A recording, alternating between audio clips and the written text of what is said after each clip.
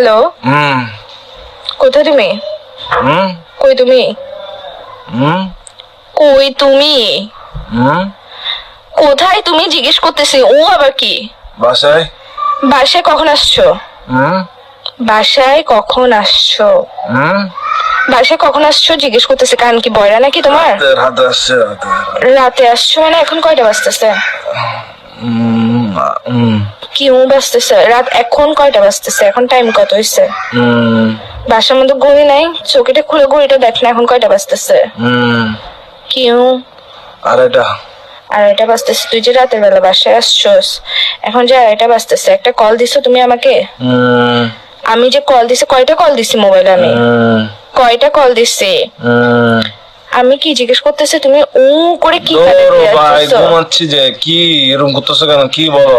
তুই সত্যিকারের বাসায় আসছিস না বাইরে কারো কাছে গেছিস? তো এটা বল। পাগল তুমি?